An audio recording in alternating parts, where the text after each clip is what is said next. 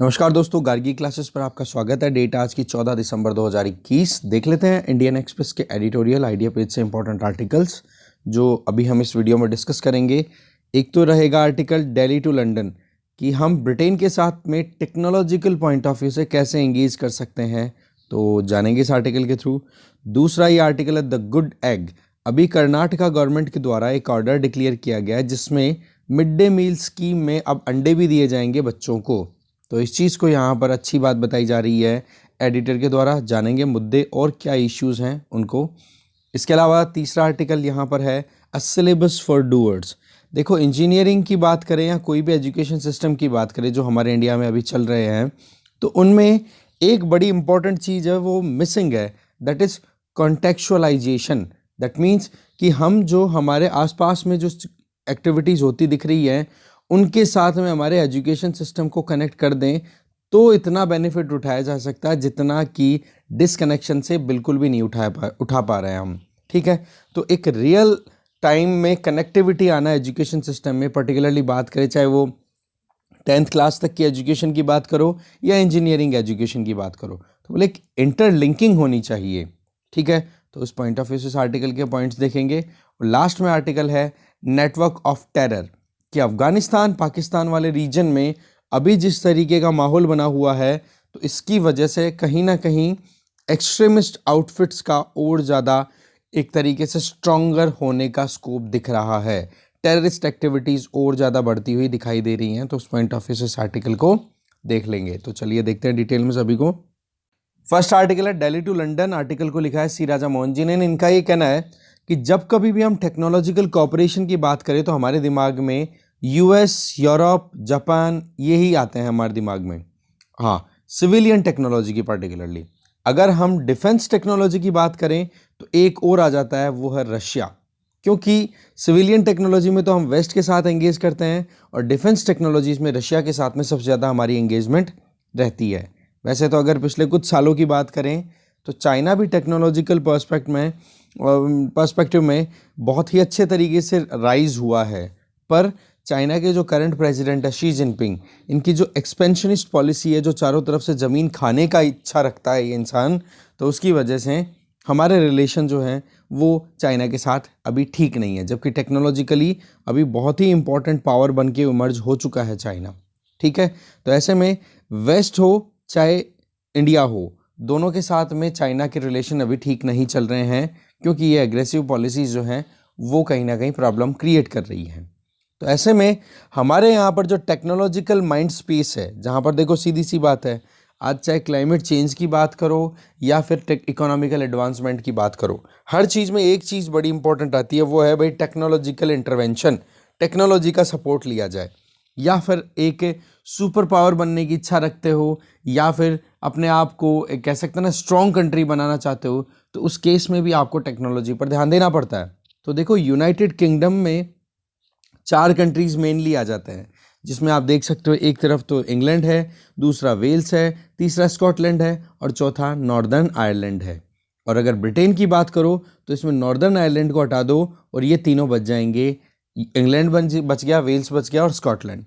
तो ब्रिटेन की अगर देखें तो इंडस्ट्रियल रेवोल्यूशन जब से आया था तो उसमें शुरुआत कहाँ से हुई? ब्रिटेन में हुई थी।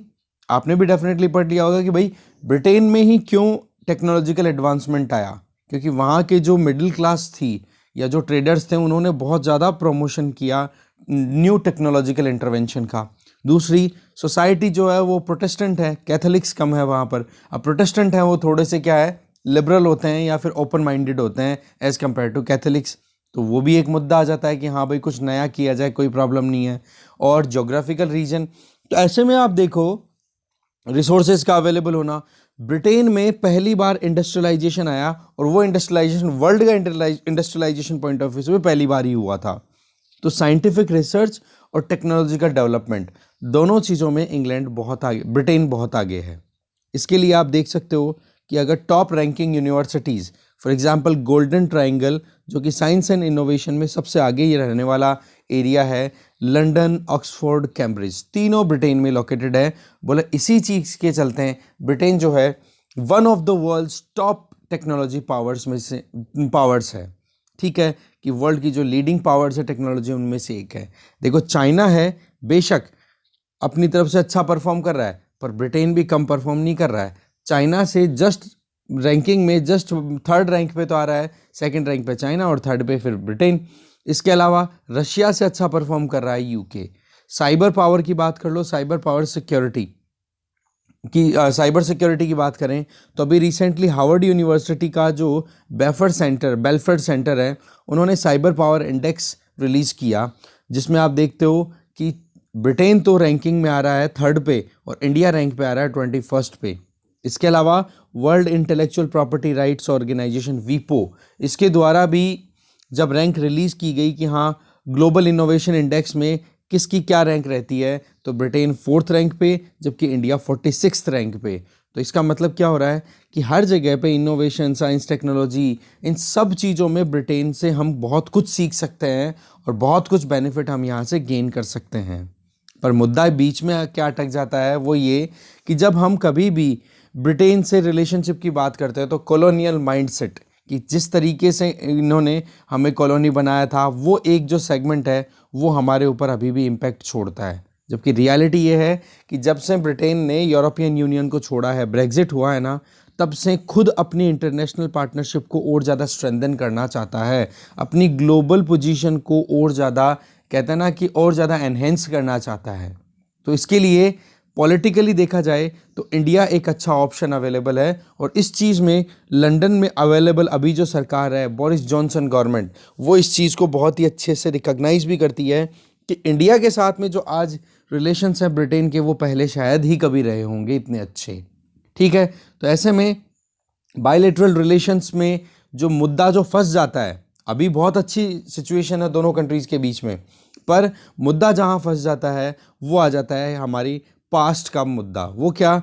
एक तो पाकिस्तान का प्रिज्म, क्योंकि पाकिस्तान यूएसए के धड़े में रहा, इसमें कोई डाउट नहीं है, कोल्ड वॉर के टाइम पे। तो उस टाइम पर तो यूएस, यूके, वेस्टर्न कंट्रीज तो एक साथ थे। तो इंडिया के साथ में जब कभी भी कोई बात आती थी तो पाकिस्तान के मुद्दों को ज़्यादा हाईलाइट किया करता था यूके। ठीक है, या फिर बात कर सकते हैं पर्टिकुलरली इंग्लैंड की बात करें या ब्रिटेन की बात कर लें, कोई सा भी सेगमेंट उठाओ, तो हमेशा से पाकिस्तान की पैरवी करता दिखाई दिया है। पर अभी आपको पता है कि पाकिस्तान कहीं ना कहीं मूव कर रहा है चाइना की तरफ, और चाइना को कहीं ना कहीं थ्रेट समझ रहे हैं। G7 की अभी कल परसों मीटिंग हुई, उसमें भी ये चीज़ रिवील होके आई है। ठीक है ना, कि रशिया और चाइना ज़्यादा थ्रेटन कर रहा है वेस्टर्न कंट्रीज़ को। तो इस केस में पाकिस्तान का चाइना की तरफ जाना भी बहुत हद तक इंडिया के लिए फेवरेबल है। पहले तो क्या था, पाकिस्तान हर बार, पाकिस्तान का जो मुद्दा था वो दिल्ली और वेस्टर्न कंट्रीज़ के जो रिलेशंस है उसको इरिटेट किया करता था। अब थोड़ा सा ठीक है, पर वही चीज़ है कि अभी भी वो जो कॉलोनियल पीरियड के जो एक्सपीरियंसेस हैं उसकी वजह से हम कहीं ना कहीं क्वेश्चन मार्क लगाते हैं इंग्लैंड के साथ में रिलेशंस को लेकर के, पाकिस्तान के मुद्दे को लेकर के। अब देखो बात ऐसी है, करंट जो गवर्नमेंट है उनका ये मानना है, करंट गवर्नमेंट मतलब नरेंद्र मोदी सरकार, इनका ये मानना है कि भाई कैसे भी करके आज ब्रिटेन के साथ हम एंगेज करते हैं तो हमें कोई नुकसान नहीं है, क्योंकि पहले हम कहीं ना कहीं टेक्नोलॉजिकली एडवांस नहीं थे, एक्सपीरियंसेस नहीं थे और टूटे हुए थे, बिखरे हुए थे। आज हम यूनाइटेड है, India as a united country आप देखो तो इंग्लैंड से बहुत ज़्यादा स्ट्रॉन्गर है। अगर मिलिट्रीली भी देखा जाए तो इंडिया की अच्छी खासी प्रेजेंस है, और आज के टाइम पे इंडिया की जो नेगोशिएटिंग पावर है नेगोशिएशन करने की, वो उतनी पहले नहीं थी, राइट। तो इस केस में जीडीपी पॉइंट ऑफ व्यू से भी देखें तो आईएमएफ की जो प्रोजेक्शन आई है 2021 की, जो इकोनॉमी पॉइंट ऑफ व्यू से है ना, तो उसमें यह है कि इंडिया की नॉमिनल जीडीपी $2.9 ट्रिलियन की रहेगी और ब्रिटेन की 3.1 ट्रिलियन। इसका मतलब आने वाले 2 से 3 सालों के अंदर अंदर हम ब्रिटेन की जीडीपी को टेक ओवर कर चुके होंगे। ठीक है, इसके अलावा जो लंदन की साउथ एशियन पॉलिसी है उसमें सेंटर में क्या है, इंडिया, और टारगेट क्या है, इंडिया फर्स्ट। तो ये चीज़ें क्या है, एनकरेजिंग है कि वाकई में हमें एंगेज करना चाहिए लंदन के साथ ओपनली, कम से कम टेक्नोलॉजिकल पॉइंट ऑफ व्यू से देखें तो। इसके आगे ब्रिटेन जो है वो खुद इस चीज़ को लेकर के भी तैयार है और स्ट्रेटजीज भी तैयार कर चुका है कि कैसे भी अगर मौका मिले तो साउथ एशियन कंट्रीज़ में और उसमें भी पर्टिकुलरली इंडिया के अंदर वो अपनी कैपिटल इन्वेस्ट करे। तो इसके लिए देखो हमें भी थोड़ा ओपन माइंडेड होने की ज़रूरत है और कहीं ना कहीं सरकार उस चीज़ पे फोकस भी कर रही है। ठीक है, तो अगर हम पॉजिटिव एस्पेक्ट्स पे देखें ना, दिल्ली और लंदन के रिलेशंस के बीच की बात करें, तो उसमें यूके की एंगेजमेंट अगर आज देखें तो यूएस, सऊदी अरब और यूएई तीनों के साथ अच्छी है। और यूके के अलावा इंडिया की एंगेजमेंट भी इन तीनों कंट्रीज के साथ अच्छी है। और इन तीनों कंट्रीज के लिए साउथ एशिया में क्या आ गया है, इंडिया फर्स्ट। तो अब इसी चीज को यूके भी इग्नोर नहीं कर सकता कि हाँ, अब इंडिया को हम ज़्यादा लंबे समय तक इग्नोर नहीं कर सकते। दूसरा, पाकिस्तान की इकोनॉमी आज इंडियन इकोनॉमी का केवल 1/10वां हिस्सा रह गया है। जहाँ पर हमने $2.9 ट्रिलियन इकोनॉमी इंडियन इकोनॉमी की बात की, वहाँ पर पाकिस्तान की इकोनॉमी 250 मिलियंस के लगभग ही फंसी पड़ी है अभी तक भी। दूसरा, जो वॉशिंगटन के साथ में दिल्ली के रिलेशंस हैं वो अच्छे हो रहे हैं, तो उसकी वजह से भी लंदन को एक एनकरेजिंग स्ट्रेंथ मिल रही है कि वाकई में हमें का मतलब लंदन को भी अब दिल्ली के साथ में अच्छी खासी एंगेजमेंट करने की ज़रूरत है। या फिर ये कह दो कि सब continent, that mean south Asian सब कॉन्टिनेंट में जो रिलेशनशिप है वो और ज़्यादा ब्रॉडर की जाए और मेन फोकस रहे इंडिया। देखो, हमारे former prime minister IK. Gujral, उनका तो स्टेटमेंट ये था कि ब्रिटेन जो है वो थर्ड रेट पावर है, क्योंकि डिक्लाइन तो बहुत हद तक कर गया। बट उसी के जस्ट ऑपोजिट अभी जो मोदी गवर्नमेंट है उसका ये मानना है कि थर्ड रेट पावर तो हो चुकी होगी अगर आप security in point of view से देखें, पर रियलिटी तो ये है ना कि यूनाइटेड नेशन सिक्योरिटी काउंसिल का ये परमानेंट मेंबर है, 5th लार्जेस्ट इकोनॉमी है वर्ल्ड में। फाइनेंशियल सेंटर्स की बात करो तो उनमें से मेजर फाइनेंशियल सेंटर्स में से एक है। इसके अलावा एजुकेशन और टेक्नोलॉजी में बहुत आगे है ब्रिटेन। इन चीज़ों को हम इग्नोर नहीं कर सकते हैं, चाहे ये बात पहले कह दी हो कि थर्ड रेट पावर है। तो इन सारी चीज़ों को ध्यान में रखते हुए अगर देखें तो वर्ल्ड पॉलिटिक्स में ब्रिटेन का रोल कम नहीं है, हम इसको बिल्कुल इग्नोर नहीं कर सकते। और बोला इसीलिए हमें ज़रूरी है कि हमें थोड़ा रीओरिएंट, रीथिंकिंग और जो टेक्नोलॉजिकल पॉइंट है उसमें हमें एंगेजमेंट बढ़ानी चाहिए।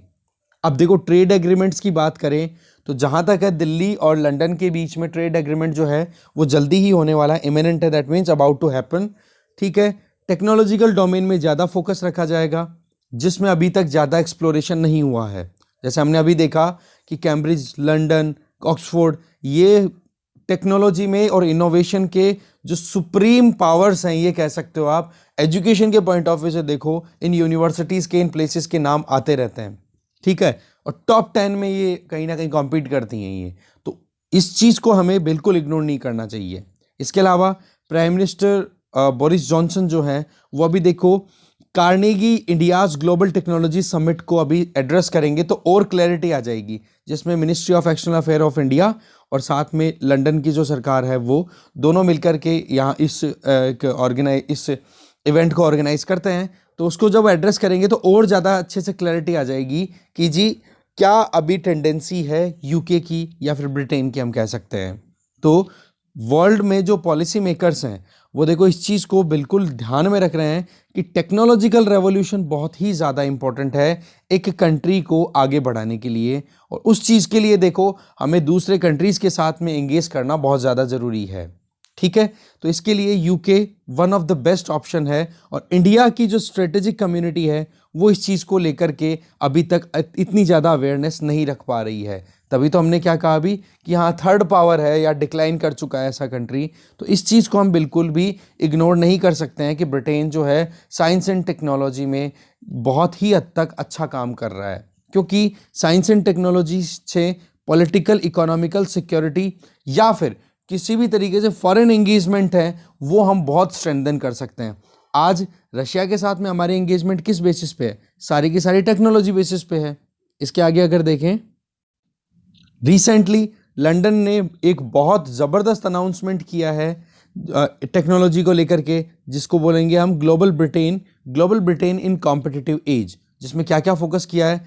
Integrated review of security, defence, development and foreign policy. तो आप देख सकते हो इस कॉम्पिटिटिव एज में ब्रिटेन ने अपनी तरफ से क्या एजेंडा लेकर के अपना काम करना शुरू किया है, जिसमें सिक्योरिटी, डिफेंस, डेवलपमेंट और फॉरेन पॉलिसी हर चीज़ को इंटीग्रेटेड मैनर में, और उसका मेन जो सेंटर है वो है टेक्नोलॉजी। तो ऐसे में defence, science technology, outer space strategy, जैसे हम बात करते हैं आउटर स्पेस टेक्नोलॉजी की बात करें, सैटेलाइट लॉन्च करना, या फिर जो एक्सप्लोरेशन है स्पेस का, यूनिवर्स का, उसकी बात कर लो। और इसके अलावा आर्टिफिशियल इंटेलिजेंस, ठीक है, इन चीज़ों पर बहुत ज़्यादा फोकस है। तो ऐसे में जहाँ तक है ब्रिटेन की न्यू साइबर स्ट्रेटजी है वो 2022 में उनके द्वारा लॉन्च अनाउंस कर दी जाएगी। तो ऐसे में जो थीम रहने वाली है वो 8 ब्रॉड बेस पे है। फर्स्ट तो देखो, टेक्नोलॉजी का इस तरीके से यूज़ करना जिससे कि अपने खुद के एरिया में, जैसे फ्रांस, जर्मनी, इनके साथ में जो इनइक्वालिटीज़ हैं उनको क्लियर की जाए, और विद इन इंग्लैंड भी जो प्रॉब्लम आ रही है, जैसे स्कॉटलैंड है, वेल्स है, या फिर इंग्लैंड है, तो बोले इन सभी को इक्वल लेवल पे ले जाना, सोशल इनइक्वालिटीज़ ख़त्म करना, कि सोसाइटी में जो कोई भी डिस्क्रिमिनेशन है किसी भी वजह से, चाहे क्लास के नाम पे हो, चाहे रेस के नाम पे हो, वहाँ पर टेक्नोलॉजी का यूज़ करके और फिर बाद में करेक्शन लेकर के आना। दूसरी थीम क्या रह सकती है कि ब्रिटेन जो है अपनी प्रिविलेज्ड पोजीशन को रीगेन करना चाहता है, और उसके लिए साइंस पावर बनना इंपॉर्टेंट हो गया। तो इसके लिए ये इंपॉर्टेंट पार्ट हो गया टेक्नोलॉजिकल डेवलपमेंट को लेकर के, या अपनी जो खुद की स्ट्रेटजी है उस पर काम करना ब्रिटेन के द्वारा। थर्ड जो फोकस रहेगा वो टेक्नोलॉजिकल इनोवेशन का, जिससे कि ब्रिटेन अपनी फ्यूचर इकोनॉमिक ग्रोथ इंश्योर कर सके। चौथा जो पॉइंट रहेगा वो ये, चौथी जो थीम, कि इंटरनल सिक्योरिटी को इंश्योर करना। क्योंकि देखो सीधी सी बात है, नए टेक्नोलॉजिकल थ्रेट ब्रिटेन के अंदर बैठे बैठे लोग, ये क्या पता कोई हैक करने की कोशिश करें, फिरौती मांगे सरकार से, या फिर अंदर के अंदर ही कोई टेररिस्ट एक्टिविटीज़ ऑर्गेनाइज हो रही हो, उनको ट्रैक करना, तो उसमें टेक्नोलॉजिकल रिक्वायरमेंट हो जाती है। पांचवा जो थीम है, ये सारी की सारी थीम्स वो हैं जो हमें बिल्कुल लर्निंग के लिए पुश करती है कि हम टेक्नोलॉजी का कहाँ कहाँ कैसे कैसे यूज़ कर सकते हैं। इसी तरीके से इंटेलिजेंस एपरेटस हैं, उनको मॉडर्नाइज करना नई टेक्नोलॉजी का यूज़ करके, जिससे कि अगर कहीं पर भी कोई कॉन्स्पिरेसी चल रही हो तो उसको पहले ही डिटोनेट कर देना, या फिर कह सकते हो कि उसको पहले से ही नलीफाई कर देना। सिक्स्थ पॉइंट यहाँ पर बता रहे हैं राइटर कि टेक्नोलॉजी को नेशनल डिफेंस स्ट्रेटेजी के साथ इंटीग्रेट करना। जैसे आर्टिफिशियल इंटेलिजेंस एक इंपॉर्टेंट पार्ट बन चुका है, इसमें कोई डाउट नहीं है।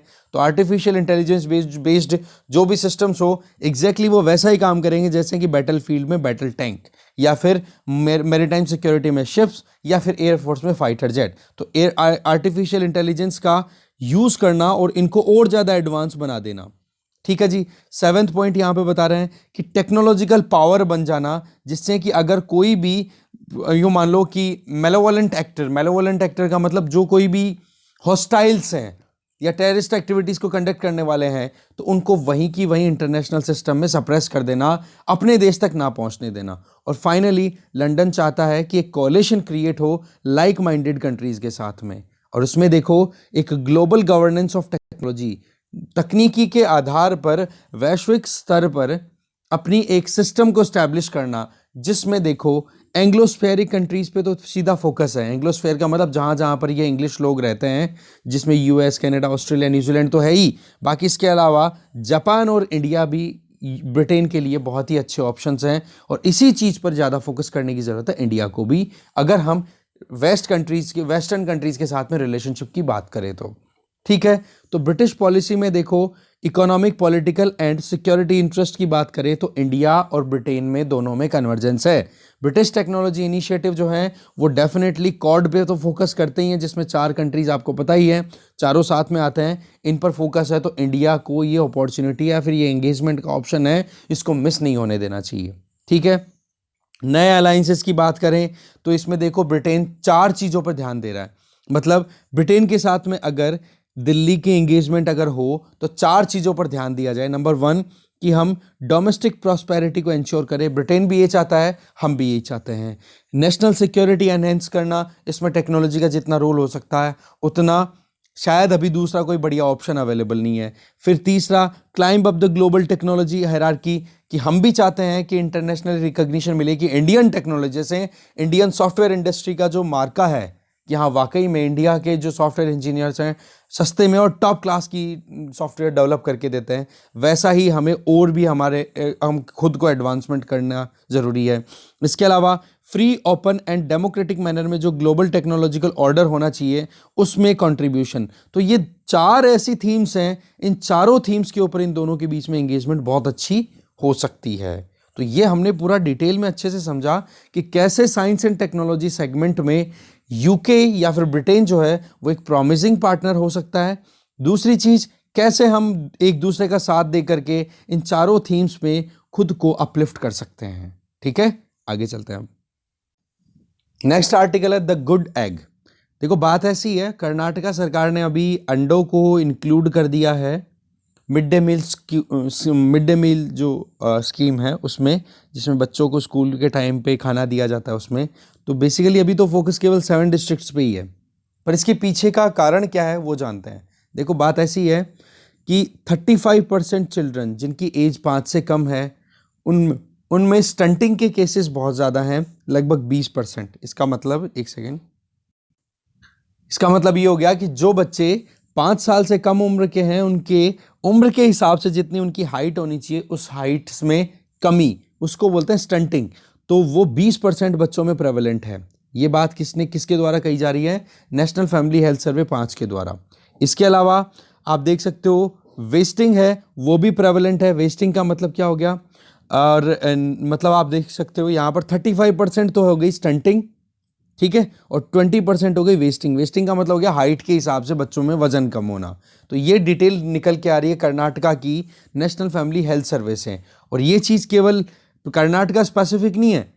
कर्नाटका जबकि तो एक एफ्लुएंट स्टेट है, आप देखो economical development point of view से देखो अच्छा खासा परफॉर्म करता है ये स्टेट, उसके बावजूद यहाँ पर स्टंटिंग और वेस्टिंग के केसेस आ रहे हैं।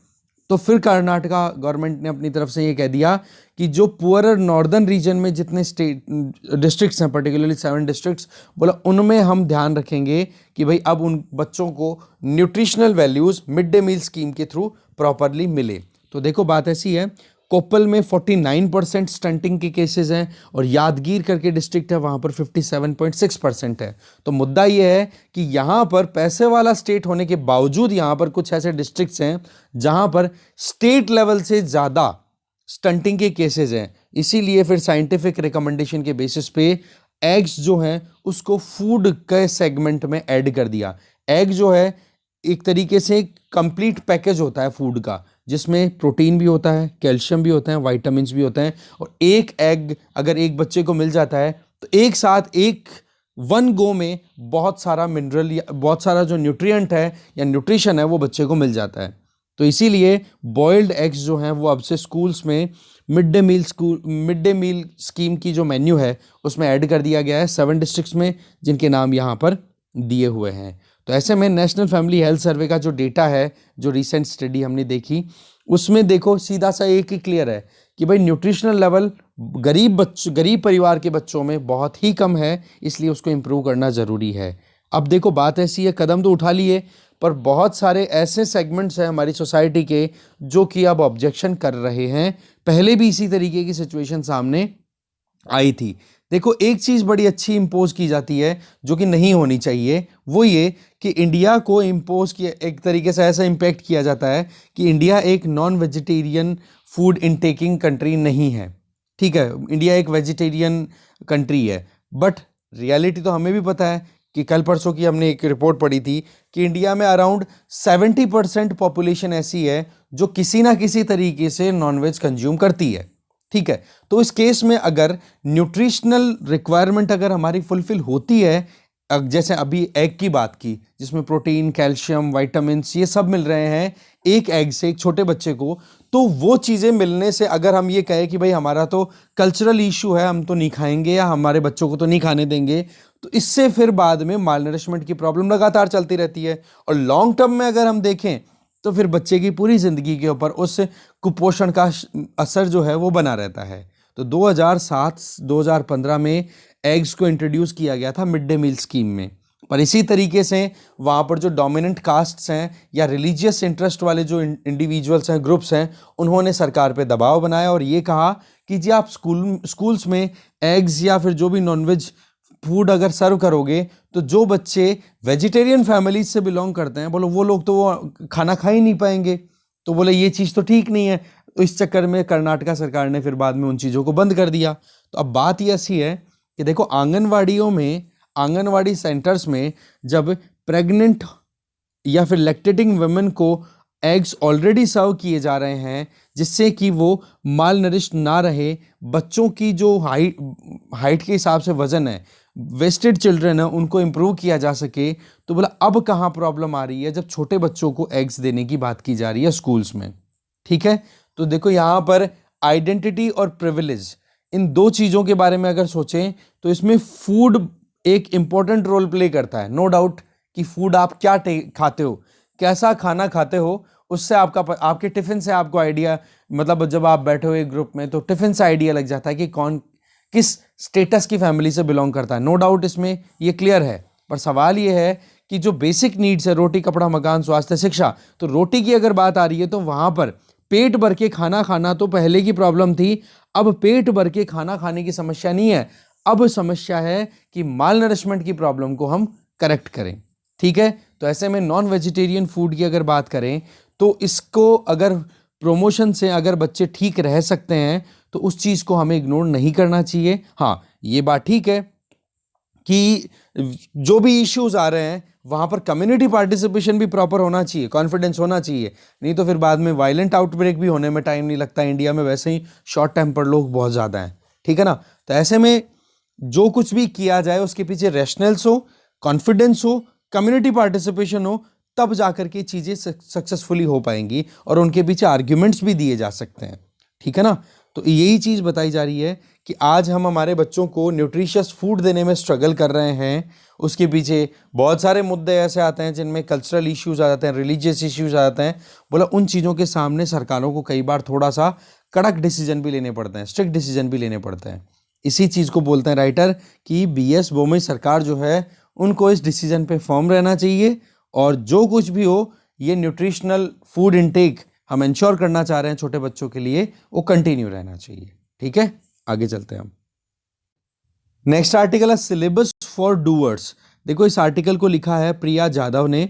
देखो रीसेंट एक स्टडी आई है रतिन रॉय जी की द्वारा कि क्लाइमेट चेंज जो है वो ग्लोबल इशू बन चुका है और इस पे एक्शन लेने के लिए ज़्यादा ज़रूरी है कि हम ग्रीन टेक्नोलॉजीज के ऊपर ध्यान दें बजाय कि कंजम्पशन को रिड्यूस करने के। ये एक आर्टिकल आया था कि भाई जो भी हम इलेक्ट्रिसिटी, जो भी एनर्जी हम कंज्यूम कर रहे हैं, बोले उसको रिड्यूस करने की बजाय हमें ग्रीन टेक्नोलॉजी, मतलब कुछ सप्लीमेंट्री ऑप्शंस पे, सप्लीमेंट्री नहीं बेसिकली रिप्लेसमेंट्स पे ध्यान देने की ज़रूरत है। तो ये कहा गया कि भाई इनइक्वालिटीज़ को भी हम रिड्यूस करना चाहते हैं, समाज में भी रीजनल क्षेत्र विशेष जो भेदभाव है वो, सामाजिक भेदभाव है वो, सोशल इनइक्वालिटीज़ हैं उनको भी हम करेक्ट करना चाहते हैं। एनवायरमेंटल पॉलिसीज इस तरीके की बननी चाहिए जिससे कि जो आप कह सकते हो कि जो स्मॉल आइलैंड कंट्रीज़ हैं उनको ज़्यादा प्रॉब्लम हो रही है, गरीब जो हैं उनको ज़्यादा परेशानियों का सामना करना पड़ता है जब कभी भी एनवायरमेंटल कोई इशू आता है। तो बोला ऐसी ही सिचुएशन हमारे एजुकेशन सिस्टम में भी कुछ यहाँ पे प्रिवेल कर रही है। जैसे कि एक बच्चा जो 8th क्लास में पढ़ता है, असर रिपोर्ट की बात की जा रही है, जो कि गाँवों में पढ़ता है, उस बच्चे को ना तो पढ़ना आता है ना नॉर्मल डिवीज़न करना आता है, और उस बच्चे को ही 10th क्लास में लाते आप उनको सीरीज, पैरेलल, रेजिस्टेंस और इनके बारे में, साइंस, DC मोटर के बारे में, इनके बारे में पढ़ाना शुरू कर देते हो। अरे भाई जिसको नॉर्मल डिवीज़न ही नहीं आ रहा है, मतलब गुणा भागी अच्छे से नहीं कर पा रहा है जो बच्चा, उसको आप AP, GP, HP ये सारी अर्थमेटिक प्रोग्रेशन और ये जो पढ़ा रहे हो, तो बोले ये कहाँ सीख पाएगा वो बच्चा। सेम चीज़ आप इंजीनियरिंग एजुकेशन में अप्लाई कर सकते हो कि भाई वहाँ पर बहुत हद तक टेक्नोलॉजी की बात की जाती है। टेक्नोलॉजी अपने आप में डेवलप करना और उसको अंडरस्टैंड करना कोई छोटा सा काम नहीं है, ये अपने आप में देखा जाए तो एक रॉकेट साइंस है, बहुत मुश्किल होता है। तो ऐसे में हम जो सिखा रहे हैं इंजीनियरिंग एजुकेशन में वो, और जो रियल सेंस में जो काम हो रहा है वो, उन दोनों के बीच में जो गैप है ना, इसी की वजह से इंजीनियरिंग एजुकेशन और ज़्यादा डिफिकल्ट हो जाती है। फिर केवल और केवल इमेजिनेशन, मतलब लेबोरेटरी में जो काम हो रहा है उसको रियल लाइफ में जब तक आप उतार नहीं पाओगे तो फिर कैसे आपकी लर्निंग प्रोसेस बढ़ेगी, कैसे एक स्टूडेंट प्रॉपरली इंटरेक्ट कर पाएगा। तो बोला यहाँ पर ज़रूरी क्या है कि हमें वाकई में हमारी जो एजुकेशन सिस्टम है उसको रियल वर्ल्ड के साथ इंटीग्रेट करते हुए पढ़ाना चाहिए। जैसे अगर मैं बताऊं, जैसे 11th-12th की आप बुक पढ़ते हो, जिस ओपन माइंड के साथ में अभी आप पढ़ रहे हो ना 11th-12th की, या फिर जो भी बुक्स पढ़ रहे हो, उन बुक्स को आप खुद समझते होंगे कि वाकई में SST जो सबसे घटिया सब्जेक्ट लगता था, 10th या 12th तक है, वो सब्जेक्ट इतना गजब का है कि उस सब्जेक्ट को हमने इतना इग्नोर किया है जो हमारी रियल लाइफ है। ठीक है ना, ये एक्सपीरियंस करते होंगे आप डेफिनेटली। तो ऐसे में जब तक आप पढ़ाओ किसी को तो या फिर एजुकेशन सिस्टम में हमें रियल लाइफ से इंटरेक्ट नहीं करेंगे तो लोग या बच्चे इंटरेक्ट ही नहीं करेंगे अपनी ज़िंदगी के साथ में, तो उनके लिए वो इंटरेस्टिंग नहीं बन पाएगा। तो ऐसे में बोले हमने इरिगेशन में जो एनर्जी सेगमेंट है उस पर एक रिसर्च की। वैसे तो हमने बहुत सारे आर्टिकल्स देखे, जैसे अशोक गुलाटी जी का आ जाता है कई बार, तो उनमें उनका एक ही कहना है कि इलेक्ट्रिसिटी में या फिर जो भी सब्सिडीज़ दी जाती हैं, बोलो सब्सिडीज़ को रिप्लेस करो और डायरेक्ट बेनिफिट ट्रांसफ़र पे ज़्यादा विश्वास रखो। ठीक है, क्योंकि सब्सिडीज़ के चलते हैं इलेक्ट्रिसिटी के बिजली के बिल कम बनते हैं, तो फिर बाद में किसान जो है वो जब पंप ऑन करता है ना, बटन ऑन करता है मोटर का, है ना, तो उसमें फिर ये नहीं देखता कि एक बाल्टी की जगह 15-20 बाल्टियां बिखर गई क्या पानी की, फिर बस वो पानी बिखरता ही रहता है, तो इससे वाटर टेबल भी रिड्यूस होता रहता है। तो इस चीज़ के बजाय ये बता दिया कि हाँ भाई सब्सिडीज़ की बजाय डायरेक्ट बेनिफिट ट्रांसफ़र कर दो। और कुछ लोग बोलते हैं सोलर फोटोवोल्टाइक पंप्स हैं, उनको सोल्यूशन के तौर पे हमें ज़्यादा यूज़ करना चाहिए। इससे क्या होगा, इलेक्ट्रिसिटी की एफिशिएंसी भी बढ़ पाएगी, इलेक्ट्रिसिटी कंजम्पशन को भी हम रेगुलेट कर पाएंगे और इन चीज़ों पे हम ओवरऑल एनर्जी एफिशिएंसी इंश्योर कर पाएंगे। तो राइटर जो हैं अपनी तरफ से 2 केस स्टडी बता रही हैं और उन 2 केस स्टडी में एक चीज़ बड़ी अच्छी आ रही है, वो ये कि भाई आप कुछ नया करना चाह रहे हो ना, उसके बजाय जो है ना उसी को थोड़ा करेक्ट कर दो, तो ही आपको बहुत हद तक एनर्जी एफिशिएंसी मिल जाएगी। अरे भाई जहाँ पर इलेक्ट्रिसिटी सप्लाई ऑलरेडी अवेलेबल है और उन इलेक्ट्रिसिटी सप्लाई से रिलेटेड जो मुद्दा वो गाँव में इरिगेशन फैसिलिटी है, जैसे कुएं हैं, ट्यूबवेल्स हैं, उनकी जो सप्लाई मिल रही है उनको, अगर उनको रीस्ट्रक्चर कर दिया जाए, जो भी बीच में लोड है या वायरिंग है वो अगर बहुत ही ज़्यादा हैपेजार्ड मैनर का मतलब हो गया कि मतलब जहाँ पे मिला वहीं पे तार अटका दिया और कनेक्शन ले लिया, इसकी बजाय एक वेल मैनर में, रीस्ट्रक्चर्ड मैनर में जब हो गया कि हाँ जी इतने कुएं फाइनल है यहाँ पर आसपास में और एक ट्रांसफार्मर के ऊपर इतने कनेक्शन इलेक्ट्रिसिटी के देने हैं, तो वो चीज़ बड़ी आसानी से की जा सकती है। और एक जो इंजीनियर लेवल है, जैसे आप मान लो JEN लेवल पे ये काम आसानी से किया जा सकता है। तो बोले इससे एनर्जी लॉसेस बहुत हद तक सही हो जाएंगे। ट्रांसफार्मर्स जिनके ऊपर लोड एक्सेस में हो जाता है कई बार, इसकी वजह से वो ट्रांसफार्मर्स जल जाते हैं, इकोनॉमिकल लॉसेस। तो कल परसों हमने बात भी की थी ना, AT&C aggregate technical and commercial losses, जिनको हम रिड्यूस करने की बात कर रहे थे उदय स्कीम में, ठीक है ना, तो वो चीज़ें फिर बाद में कवर अप नहीं हो पाएंगी। तो इसके लिए क्या करो, डिज़ाइन को रीस्ट्रक्चर कर दो जो एग्जिस्टिंग है उसी से, बोले 12 से 15 लाख रुपए तक का तो फायदा आपको सीधा सीधा हो जाएगा जब आप नए कनेक्शन दोगे। दूसरा, 2.5 लाख पर ईयर के हिसाब से रिपेयरिंग कॉस्ट है वो रिड्यूस हो जाएंगी। अब सीधी सी बात है कि एक ट्रांसफार्मर के ऊपर लोड ज़्यादा देंगे तो सीधी सी बात है वो जलेगा कि नहीं, वो जल जाता है तो वैसे भी प्रॉब्लम है, वो भी नुकसान हो गया कि नहीं डिस्ट्रीब्यूशन लॉसेस को। और फिर उसके बाद में अगर वहाँ पर कोई शॉर्ट सर्किट हो गया तो एक किसान की वो जो पंप है वो जल जाएगा, मोटर पंप जल जाएगा, तो उसकी वजह से किसान को नुकसान हो रहा है। तो इसके लिए बोला रीस्ट्रक्चर कर दो। और ये लेवल आपको कोई टॉप लेवल पे नहीं करना है, ये एक आराम से कह सकते हो कि इंजीनियर लेवल का काम है, वो आसानी से एक इलेक्ट्रिकल इंजीनियर कर सकता है। इसके लिए क्या किया जाए, एजुकेशन लेवल के ऊपर ही आप रियल लाइफ में इंटीग्रेट करके उनको सिखाओ, जिससे कि फिर वो अपने लेवल पे काम कर सकें। और दूसरी चीज़, उनको इतना एम्पावरमेंट तो मिले कि हाँ वो अपने लेवल पे डिसीजन लेकर के एफिशिएंटली काम कर सकें। इसके लिए जो GIS बेस्ड सिस्टम है उनको भी यूज़ किया जा सकता है कि हाँ भाई कहाँ पर कौन सी क्रॉप ज़्यादा यूज़ की जा रही है। अब क्रॉपिंग पैटर्न से आइडिया लग जाता है कि कहाँ पर पानी की ज़्यादा रिक्वायरमेंट है और कौन से सीज़न में, जैसे मान लो कि GIS टेक्नोलॉजी अगर यूज़ कर ली, पता पड़ गया कि ये बहुत सारे खेत हैं, 10-15 खेत हैं, इनमें पानी एक बार लग गया है और अब नेक्स्ट जो पानी डालने का टाइम आएगा, इरिगेशन का टाइम है, वो 7 से 8 दिन या 10 दिन 15 दिन बाद में है, तो तब तक आप दूसरे वाले एरिया के जो खेत हैं उन पर ध्यान दे सकते हो। इस तरीके से ऑल्टरनेट या फिर जो एक शेड्यूल है वो फिक्स किया जा सकता है, जिससे कि डिसीजन मेकिंग और ऑप्टिमाइजेशन की तरफ बढ़ पाएगी। और उसी का फायदा होगा कि जो लॉसेज है, एनर्जी लॉसेज भी और जो वाटर टेबल डिक्लाइन हो रहा है वो भी, दोनों को मैनेज किया जा सकता है।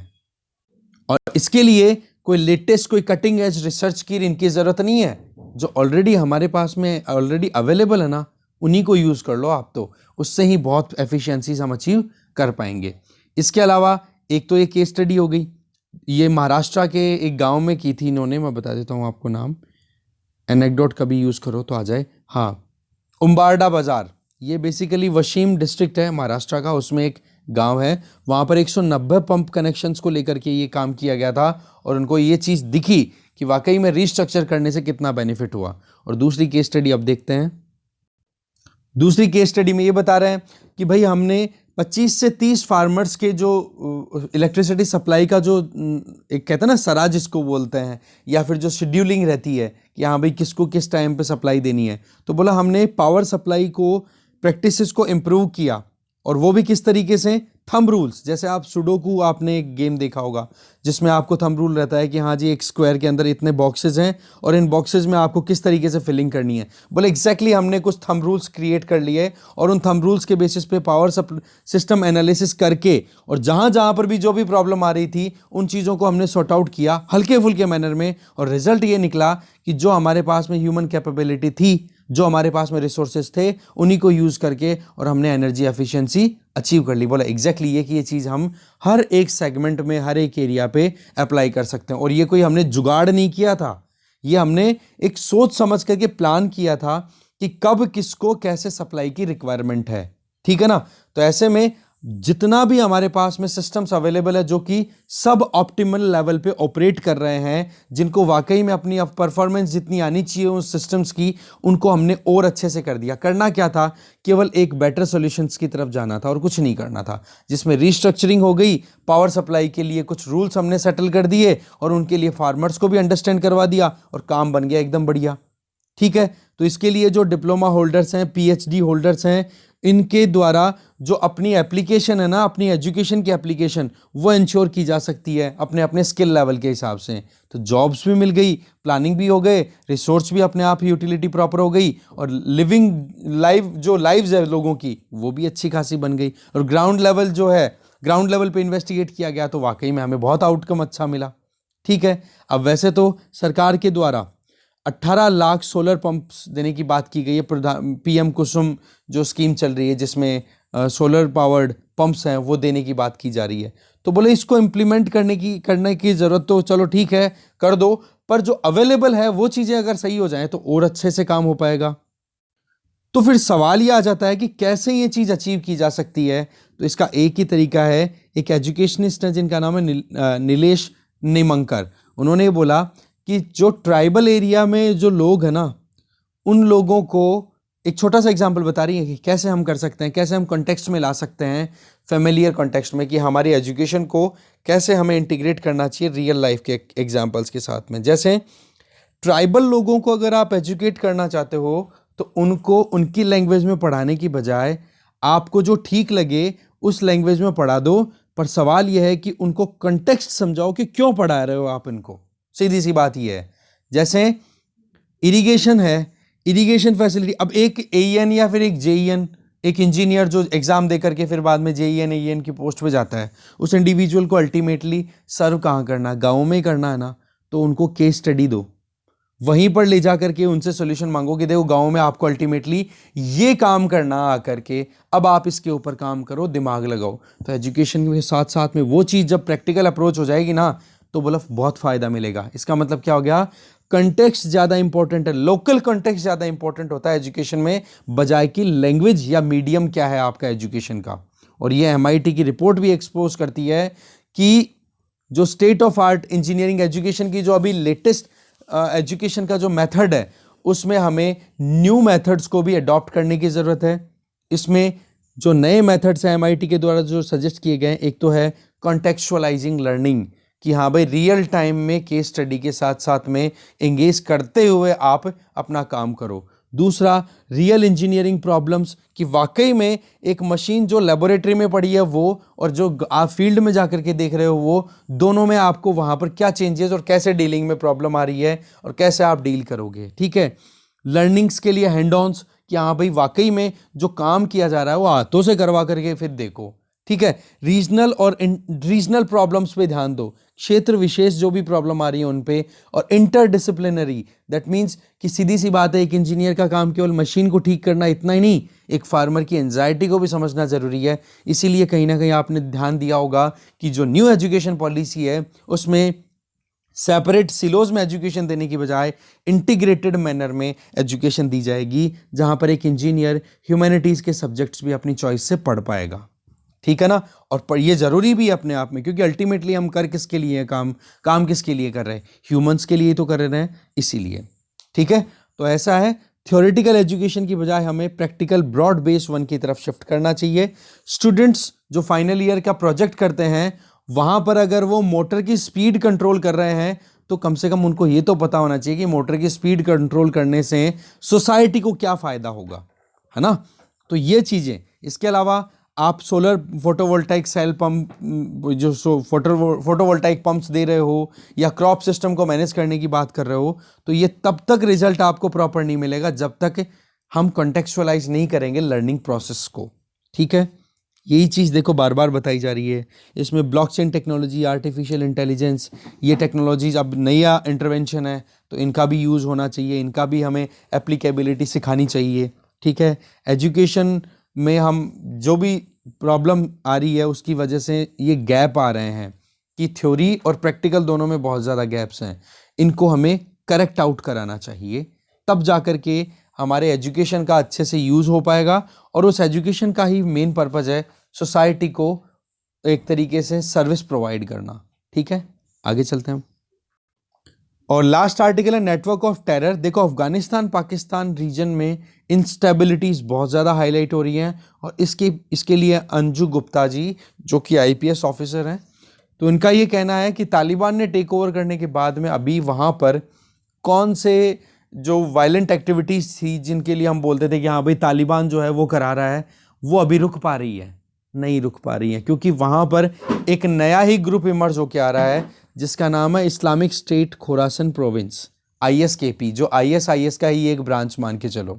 ठीक है। तो ये तो परेशान कर रहा है तालिबान रिजीम को, तालिबान रिजीम तो खैर इग्नोर कर रहा है, पर हाँ अफगानिस्तान के लोगों को। और दूसरी तरफ पाकिस्तान में तहरीक तालिबान पाकिस्तान TTP, ये दोनों फोर्सेस, और ये तहरीक तालिबान पाकिस्तान जो है वह पाकिस्तान की फोर्सेस पे अटैक कर रहा है। तो ये दोनों रीजन्स पे जिस तरीके से ये वायलेंट आउटब्रेक देखने को मिल रहे हैं, बोला इससे एक्सट्रीमिज्म, कट्टरपंथी बहुत ज़्यादा बढ़ने के स्कोप दिख रहे हैं। और उसी का रिजल्ट है कि ये दोनों ग्रुप, एक तरफ TTP एक तरफ ISKP, दोनों अपनी तरफ से पूरी फुल फ्लेजेड एक्टिविटीज़ कंडक्ट कर रहे हैं, जहाँ पर चाहे ट्राइबल एरियाज़ पे अटैक करवाओ, या जैसे कि पाकिस्तान की फोर्सेज हैं वो तो देखो अटैक करती हैं किस पे, जो ट्राइबल डोमिनेटेड एरियाज है, जैसे कि आप बात कर लो बलूचिस्तान वाले एरिया में। ठीक है।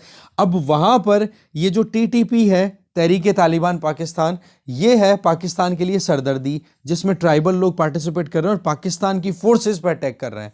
तो इस तरीके से पाकिस्तान में बहुत ज़्यादा वायलेंस हो गया है।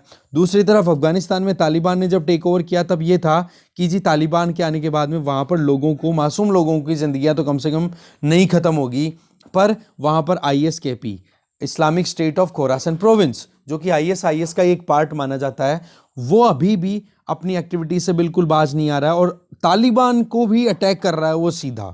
तो इस सिचुएशन में क्या हो रहा है कि अफगानिस्तान पाकिस्तान वाला एरिया जो है वो बहुत ही ज़्यादा डिस्टर्ब्ड है, और ये कहीं ना कहीं एक कहता है ना कि एक बैकयार्ड की तरह एक फैसिलिटेट कर रहा है एक्सट्रीमिज्म को राइज करने के लिए, रेडिकलाइजेशन को राइज करने के लिए, जो कि रीजनल पॉइंट ऑफ व्यू से बिल्कुल घातक साबित हो सकता है।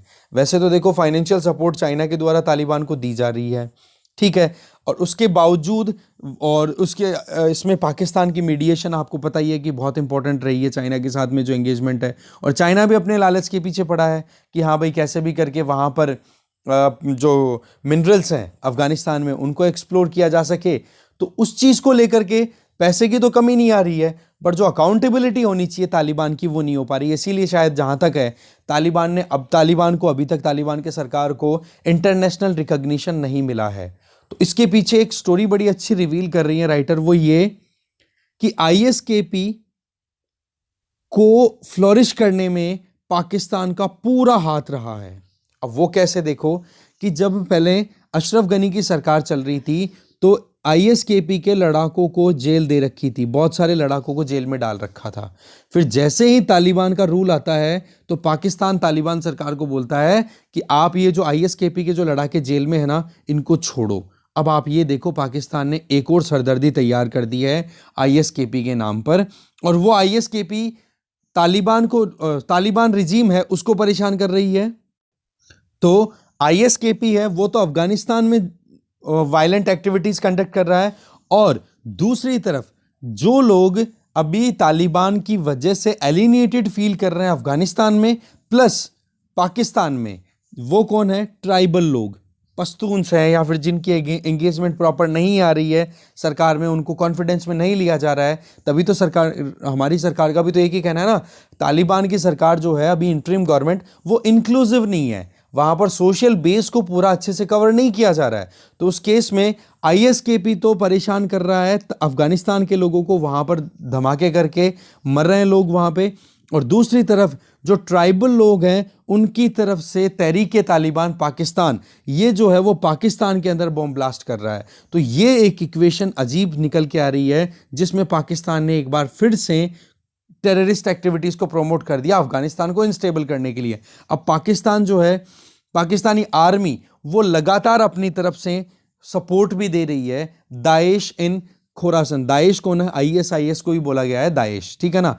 तो ऐसे में अफगानिस्तान की प्रिजन से 400 लोगों को छुड़वाया तालिबान का टेक ओवर होते ही, और उसके बाद में अब देख सकते हो कि वायलेंट आउटब्रेक दोनों कंट्रीज में लगातार बढ़ते चले जा रहे हैं। तो बोले यही सबसे बड़ा मुद्दा है जिसकी वजह से रीजनल इंस्टेबिलिटी और ज़्यादा बढ़ रही है, और ये हमारे लिए भी चिंता की बात है क्योंकि ये दोनों देश जो हैं हमारे पड़ोसी हैं, ठीक है। तो ये पाकिस्तान का पता नहीं क्या होने वाला है, कुछ समझ ही नहीं आ रहा है, ठीक है जी।